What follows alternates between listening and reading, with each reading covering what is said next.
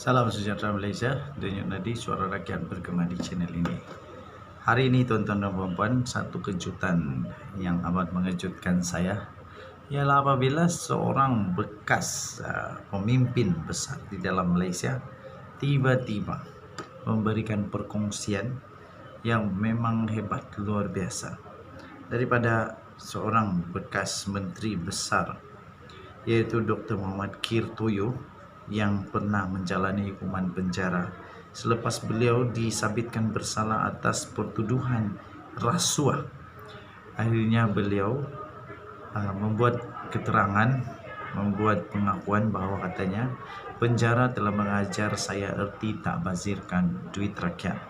Tuan-tuan dan puan, beberapa tahun yang lalu bekas Menteri Besar Selangor yaitu Dr. Muhammad Kir Toyo pernah menjalani hukuman penjara selepas disabitkan bersalah atas pertuduhan rasuah.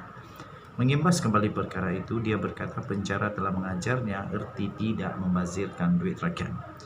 Meskipun beliau tidak gemar untuk menceritakan pengalamannya di balik tirai besi itu, Kir berkata lama-kelamaan dia reda dengan apa yang berlaku dan percaya bahawa ia adalah ketentuan Tuhan. Katanya, pengalaman saya memberikan saya kesempatan untuk memikirkan terlalu banyak yang perlu diperbetulkan supaya kita tak membazir duit rakyat, supaya kita tak mensia-siakan orang yang buat silap. Katanya, apa yang menarik bagi saya adalah kenyataan ini atau perkongsian daripada bekas Menteri Besar Selangor ini tiba di saat keputusan untuk Najib Razak hampir di penghujungnya. Adakah keputusan ataupun pernyataan ini ataupun perkongsian ini khas untuk Datuk Seri Najib Razak? Adakah perkongsian ini memberikan satu gambaran awal, memberikan satu petanda awal, memberikan satu petanda awal supaya Datuk Seri Najib Razak dapat bersedia untuk menjalani hari-hari pertama beliau di penjara? Dan satu lagi tajuk, menurut Kir Toyo juga, dia kata hari pertama, malam pertama adalah malam yang paling panjang, paling sukar di penjara. Jadi tuan-tuan dan puan-puan yang dihormati sekalian, Najib Razak perlu bersedia dengan keadaan yang pernah dilalui oleh bekas Menteri Besar Selangor ini. Hari pertama, malam pertama paling sukar kerana perlu mengingat anak, isteri dan sebagainya. Saya doakan semoga ini bukanlah satu tanda awal yang mengesahkan bahawa Najib Razak dipenjara, yang mengesahkan bahawa Najib Razak bakal akan menikmati hidupnya di penjara, sama ada berpuluh-puluh tahun atau bertahun-tahun. Okey, yang paling seronok tajuknya malah Kir Toyo kata pengalaman itu memberikan dia kesempatan untuk memikirkan terlalu banyak yang perlu diperbetulkan supaya tidak membazir duit rakyat. Betul tuan-tuan dan puan-puan yang dihormati sekalian.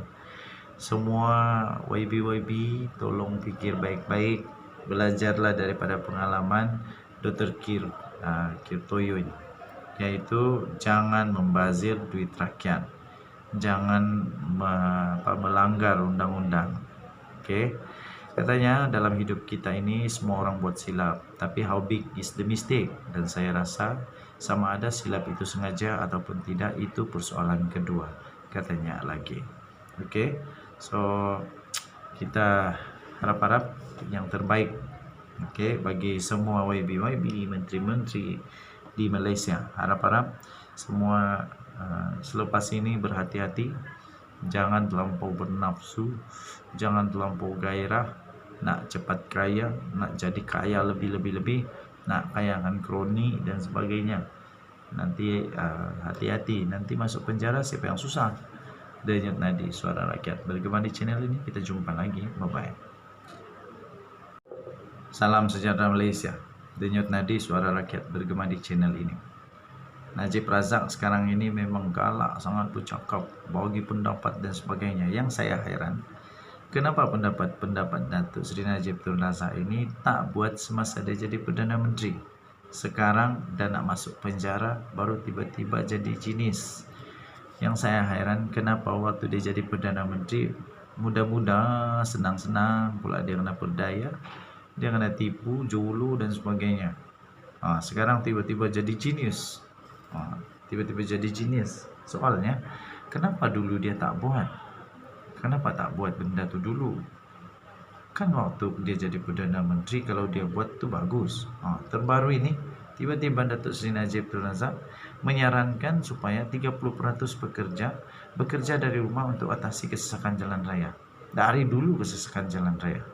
Kenapa dulu Datuk Seri Najib Tun Razak? Nanti ramai orang kata pula Najib dia tak ada, dia kena tarik title semua. Tapi dia punya title masih lagi Datuk Seri Najib Tun Razak, masih. Jadi tuan-tuan dan puan-puan, kenapa? Dulu waktu Najib Razak jadi Perdana Menteri, dia tidak pula mahu supaya 30% bekerja dari rumah untuk atasi kesesakan jalan raya. Sekarang jalan dah bagus. Jadi kan bagus kalau dulu waktu dia Perdana Menteri dia buat benda ni. Kenapa sekarang tiba-tiba mau buat? Dan secara kebetulan tak lama lagi dia masuk penjara. Jadi adakah ini menjadi salah satu daripada sebabnya? Bekas Perdana Menteri Datuk Seri Najib Razak telah mencadangkan supaya kerajaan membenarkan 20 hingga 30% bekerja dari rumah sebagai usaha untuk mengurangkan kesesakan jalan raya di ibu kota yang semakin ketara. Kalaulah dari dulu dia buat kan bagus. Najib berkata ia bukan saja dapat mengurangkan kadar kesesakan jalan raya, malah dapat mengurangkan subsidi minyak yang ditanggung kerajaan. Aduh, tolonglah. Ini apa nih? Katanya pelaksanaan bekerja dari rumah ketika negara berdepan pandemi COVID-19 telah terbukti berkesan dengan 70% kalangan awam bekerja dari rumah. Yang bekerja dari rumah ini bukan Najib Razak yang cadangkan dulu. Sekarang baru dia mau cadang lah. Mungkin sudah nampak kejayaan, baru dia cadang. Bagus juga lah. Kadang-kadang paksa menumpang kan. Antara isu yang dihadapi negara sekarang ialah kesesakan trafik yang sangat teruk, serta kerajaan yang sedang menanggung kos subsidi petrol yang semakin tinggi dan dijangka akan melebihi 30 bilion tahun ini. Pertama, saya rasa jalan kalau dari dulu waktu zaman engkau jadi Perdana Menteri, tak banyak duit hilang di 1MDB, banyak tempat yang boleh dibuat jalan raya. Di negeri Sabah banyak tempat yang boleh maju. Banyak sekolah boleh dibuat, banyak hospital boleh dibuat. Kalau tidak hilang duit itu di 1MDB. Malangnya kerana itu hilang, banyaklah yang tergendala. Okey, jadi kalaulah dulu waktu kau Perdana Menteri, kau buat banyak jalan raya, kau masih maju jalan raya, mungkin kesesakan trafik taklah teruk sangat. Okey, sekarang okeylah, bagi pendapat okeylah, kita terima lah. Katanya lagi ketika pandemik ramai yang disuruh bekerja dari rumah, work from home, dan ianya terbukti kaedah ini sesuai dengan pelbagai jenis pekerjaan. Okey, sebanyak 70% pekerja disuruh kerajaan untuk work from home masa itu. Jadi saya rasa ia tidak susah sekiranya majikan dan kerajaan pada hari ini menggalakkan dan membenarkan semula di antara 20% hingga 30% bekerja daripada rumah, katanya dalam satu hantaran di Facebook pada hari ini. Pada 24 Mei yang lalu, Dewan Bandaraya Kuala Lumpur dilapor akan membuat kajian terperinci bagi mengatasi masalah kesesakan lalu lintas di ibu kota. Timbalan Menteri Wilayah Persekutuan Jalaluddin Alias berkata beberapa pendekatan akan diputuskan dalam masa terdekat untuk memberi keselesaan kepada pengguna jalan raya berhubung masalah itu. Ada satu artikel lagi yang saya baca, kalau tak silap saya. Kalau saya silap, tolong betul kan? Seolah-olah kereta di Malaysia melebihi daripada penduduknya sendiri. Terlalu banyak kereta, satu keluarga sampai 5-6 keluarga kereta, tak tahu nak buat apa. Okey, so tahniahlah pada Datuk Seri Najib Tun Razak yang semakin bertobat dan semakin sedar keperluan rakyat, dan harap-harap pemimpin-pemimpin yang ada sekarang hati-hati pakai duit rakyat, kerana itu diperlu untuk buat jalan. Denyut nadi suara rakyat bergema di channel ini. Kita jumpa lagi, bye-bye.